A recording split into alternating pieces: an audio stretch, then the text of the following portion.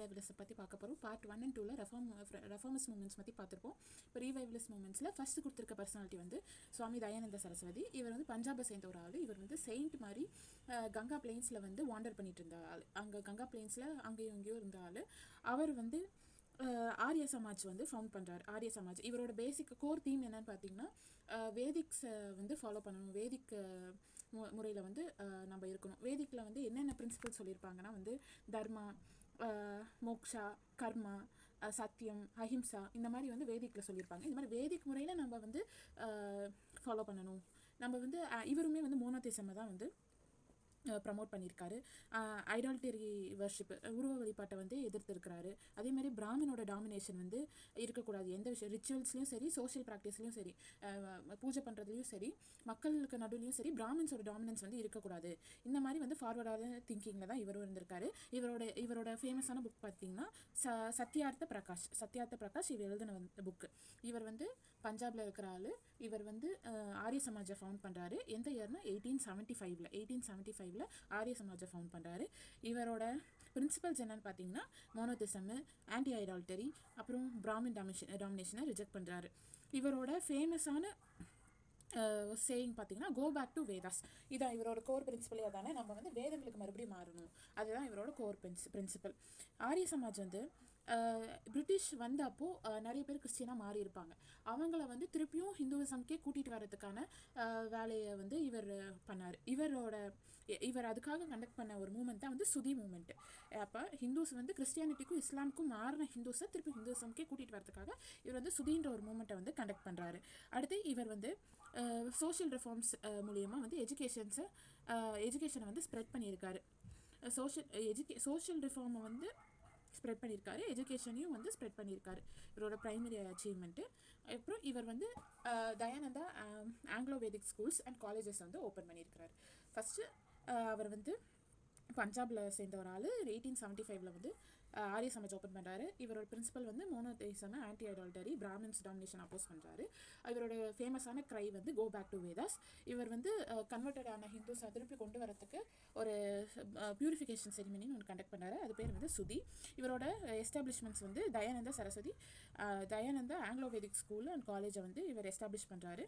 அதே மாதிரி இவர் வந்து நிறைய சோஷியல் ரிஃபார்ம்ஸும் எஜுகேஷன் ஸ்ப்ரெட் பண்ணுறதும் நிறைய பண்ணுறாரு. இவரை பற்றி இவ்வளோ தான் இருக்குது. அடுத்து நம்ம பார்க்குறது ராமகிருஷ்ணா பரமஹம்சா.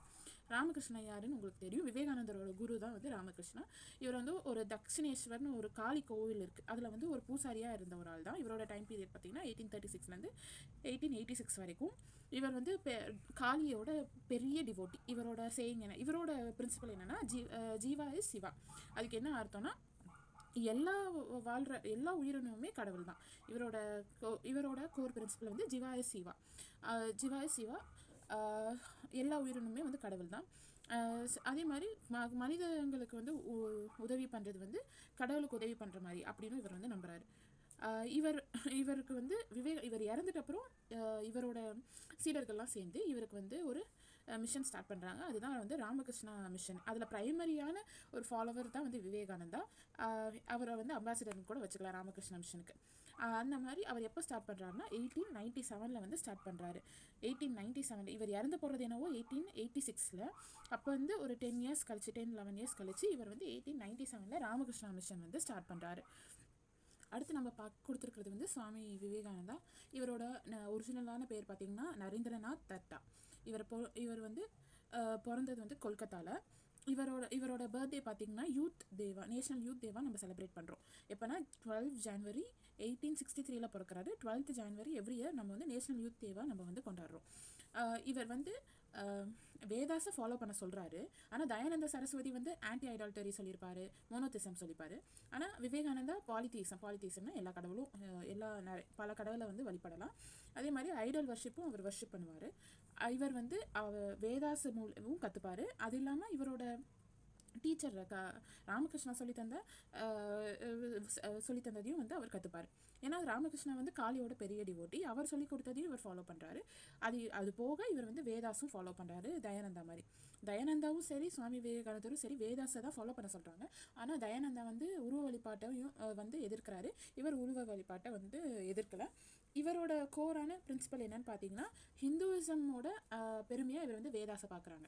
இவர் வந்து வேதங்களை பார்க்குறாரு. ஸோ வந்து ஹிந்துவிசமோட பெருமை வேதாஸ், அந்த வேதாஸ் வந்து எல்லாரும் கற்றுக்கணும், உலகம் ஃபுல்லாக இருக்கிற எல்லாருமே கற்றுக்கணுன்றதுக்காக அவர் வந்து உலகம் ஃபுல்லும் அங்கே எல்லா இடத்துக்கும் போய் இவரோட பரப்புரையை வந்து செய்கிறார். ஹிந்துவிசமோட வேதாஸோட பெருமையை பற்றி வந்து இவர் சொல்கிறாரு.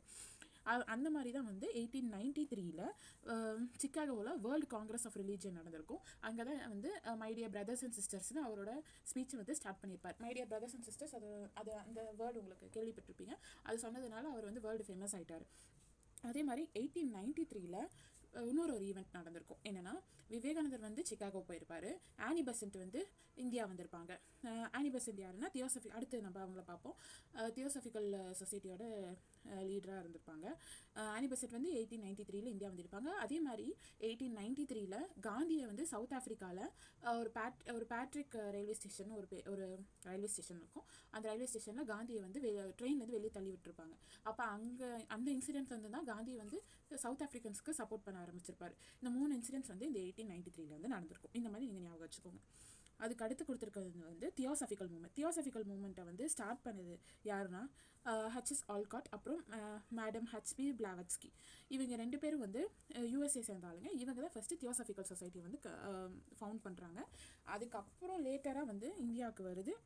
அதோட ஃபஸ்ட் ஆஃபீஸ் எங்கே ஓப்பன் பண்ணுறாங்கன்னா அடையார், சென்னையில் ஓப்பன் பண்ணுறாங்க. எந்த இயர்னா 1886 இந்தியாவுக்கு வந்தது தியோசபிக்கல் மூமெண்ட். ஆனால் அவங்க ஓவராலாக ஃபவுண்ட் பண்ணது வந்து 1875 தான் ஃபவுண்ட் பண்ணுறாங்க. 11 இயர்ஸ் கழிச்சு தான் இந்தியாவுக்கு வந்து தியோசபிக்கல் சொசைட்டி வருது. இவங்களோட நோக்கமுமே வந்து உபனிஷாட்ஸ், அப்புறம் பகவத்கீதா, அதே வேதாஸை ஃபாலோ பண்ணுறது தான். உபனிஷாட்ஸையும் பகவத்கீதாவையும் ஃபாலோ பண்ணணும், அதோட ஸ்டடியை வந்து நம்ம பெருக்கணும். அதுதான் அவங்களோட இம்பார்ட்டண்ட்டான ஒரு கோர் பிரின்சிபலாகவும் இருந்தது.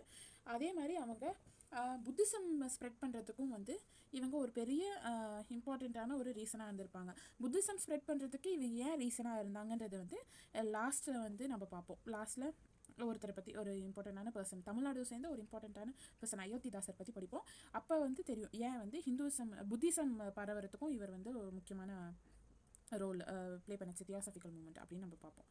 அதுக்கு அடுத்து ஆல்காட் இறந்துட்ட அப்புறம் ஆனி பெசன்ட் தான் வந்து பிரசிடென்ட் ஆகுறாங்க. எப்போனா ஆல்காட் எப்போ இறக்குறாரு, 1907 வந்து இறந்து போகிறாரு. அப்போ 1907 ஆனி பெசன்ட் வந்து தியோசபிக்கல் சொசைட்டி வந்து அவங்க பிரசிடென்ட் ஆகுறாங்க.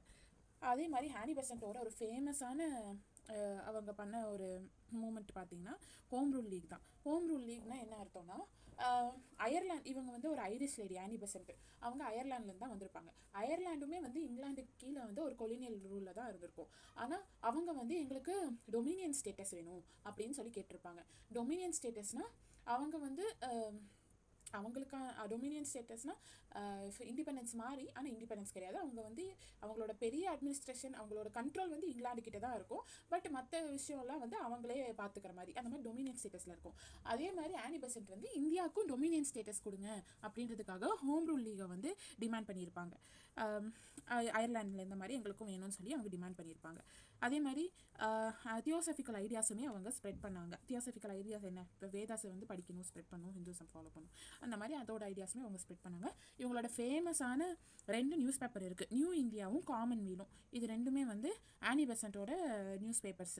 நியூ இந்தியா வந்து ஆனி பெசன்ட், நம்ம வந்து இந்தியான்னு கொடுத்தா தான் வந்து நம்ம பாரதியார் போகணும், நியூ இந்தியா கொடுத்தா நம்ம ஆனி பெசன்ட் தான் போகணும். மீதி அடுத்த டாபிக் வந்து நம்ம அடுத்த வீடியோவில் பார்க்கலாம். இப்போ நான் சொன்னது எல்லாமே வந்து நீங்கள் ஒரு கிளான்ஸ் வந்து இந்த வீடியோ முடிஞ்சிட்ட அப்புறம் பார்த்துருங்க. ஃபஸ்ட்டு வந்து சுவாமி தயானந்த சரஸ்வதி பார்த்தோம்.